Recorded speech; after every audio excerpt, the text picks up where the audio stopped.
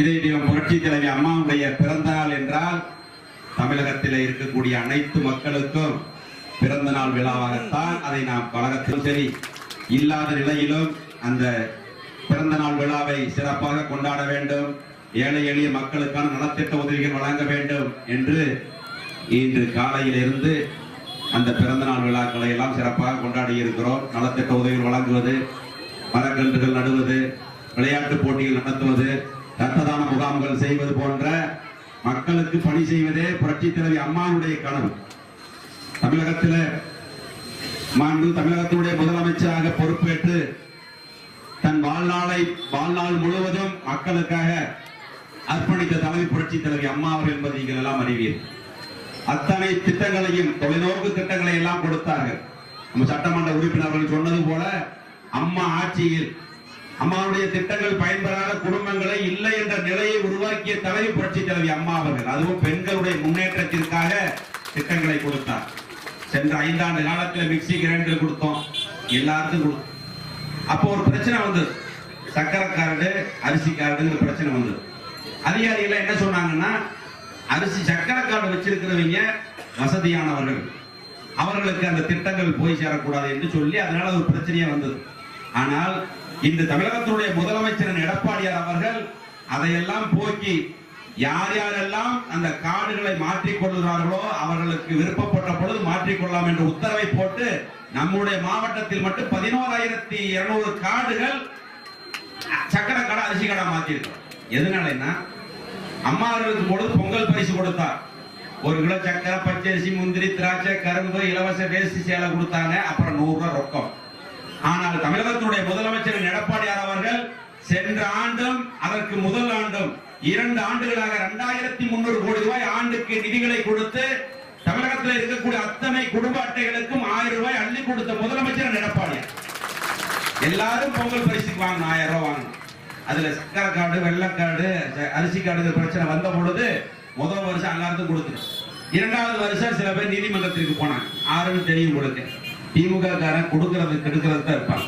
நீதிமன்றத்திற்கு போன நீதிமன்றம் சொல்லுச்சு வசதியானவர்களுக்கு அந்த திட்டம் போய் சேரக்கூடாது என்று சொன்ன உடனேயே மாண்பு முதலமைச்சர் அவர்கள் ஒரு உத்தரவை போட்டு என்று சொன்னால் ஏழை எளிய மக்களும் தெரியாமல் அந்த சக்கரை கார்டை வைத்திருக்கிறார்கள், அவர்களுக்கு இந்த பயன் போய் சென்றடைய வேண்டும் என்று சொல்லி அதற்கு ஒரு காலக்கெடுவை நீட்டி வைத்து அவரெல்லாம் அதை மாற்றிக்கொள்ளலாம் என்ற உத்தரவு சொல்ல நம்ம தயார். அம்மா இல்லாத சூழ்நிலையிலும் தமிழகத்தில் அத்தனை திட்டங்களையும் தமிழகத்தினுடைய முதலமைச்சர் கொடுத்துக் கொண்டுதான் இருக்கிறார். அதனாலதான் ஜெயிச்சுக்கிட்டே இருக்கிறோம். 100% வெற்றியை பெற்றிருக்கிறோம். உள்ளாட்சியில மிக விரைவில் நகராட்சி தேர்தல் வர இருக்கிறது, பேரூராட்சி தேர்தல் வர இருக்கிறது. அதிலேயும் வெற்றி பெறுவது உறுதி.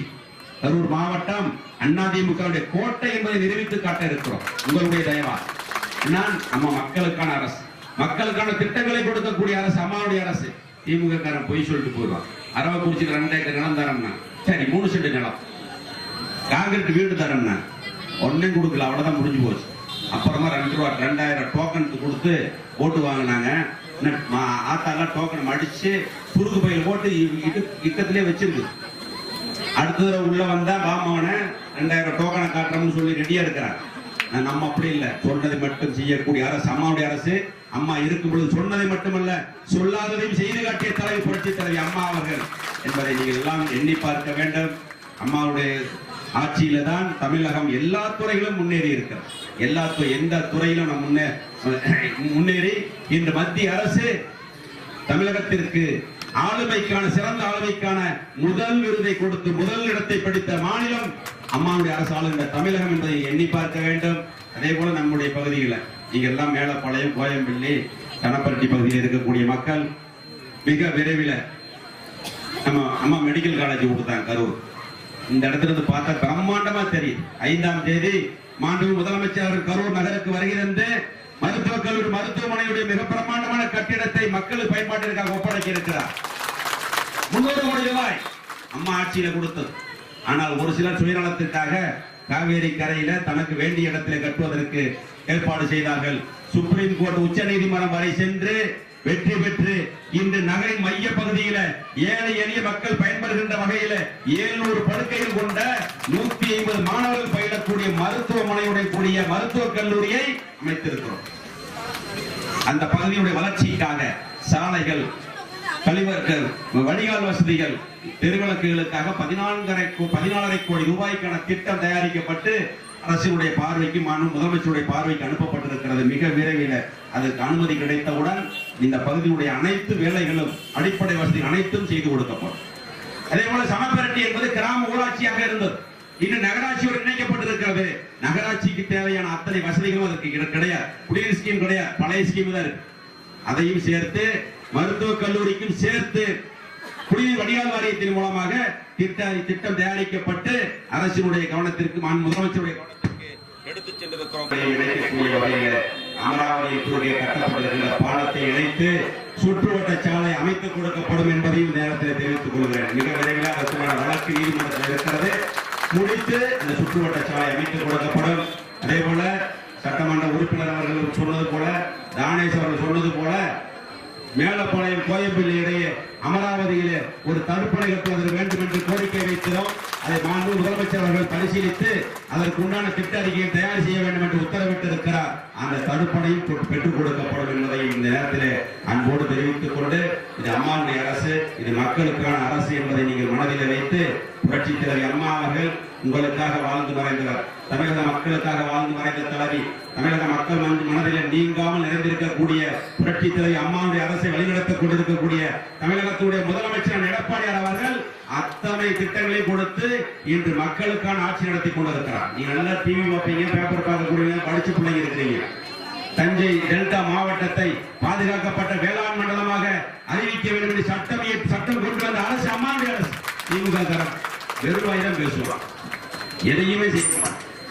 ஹைட்ரோ கார்பன் திட்டத்திற்கு அனுமதியை கொடுத்து விட்டு இன்னைக்கு நாடகம் ஆடிக்கிட்டு இருக்காங்க. எல்லாரும் தெரியும்.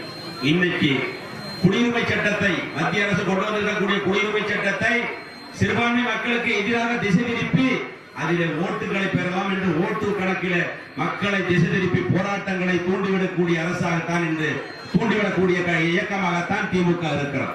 மாண்பு முதலமைச்சர் அவர்கள் சொன்னார், தமிழகத்திலே பிறந்த சிறுபான்மை மக்களுக்கு எங்கு பாதிப்பு வந்தது என்று நீங்கள் சொன்னால் அதை நாங்கள் அந்த இடத்திற்கு வர தயார், அதை தீர்த்து வைக்க தயார் என்று சொன்னார். ஆனால் அதெல்லாம் கிடையாது. சும்மா அரசியலுக்காக, ஓட்டுக்காக நாடகம் ஆடிக்கொண்டிருக்கின்ற திமுகவையும் அந்த கூட்டணி கட்சிகளை நீங்கள் அடையாளம் காண வேண்டும். எனவே நீங்கள் அம்மா அவர்கள் சட்டமன்றத்தில் சொன்னார்கள், எனக்கு பிறகு இந்த இயக்கம் 100 ஆண்டுகளுக்கு ஆட்சி அதிகாரத்தில் இருக்கும் என்று சொன்னார்கள். அதுதான் நடைபெறப் போகிறது. மிக விரைவில் வர இருக்கின்ற 2021 வர இருக்கின்ற சட்டமன்ற பொதுத் தேர்தலில் அனைத்து இந்திய அண்ணா முன்னேற்ற கழகம் நிச்சயமாக தமிழகத்தில் அண்ணன் எடப்பாடி அவர்கள் தலைமையில் தமிழகத்தில் ஆட்சி மலரும் என்பதை நேரத்தில் அன்போடு தெரிவித்துக் கொண்டு, நீங்கள் எல்லாம் எந்த தேர்தலாக இருந்தாலும் அம்மாவுடைய இயக்கத்திற்கு விசுவாசமாக இருக்க வேண்டும் என்று பணிவான வேண்டுகோள் உங்கள் பாதம் பணிந்து வைத்து வேண்டிக் கொண்டு நன்றி விடைபெறுகிறேன்.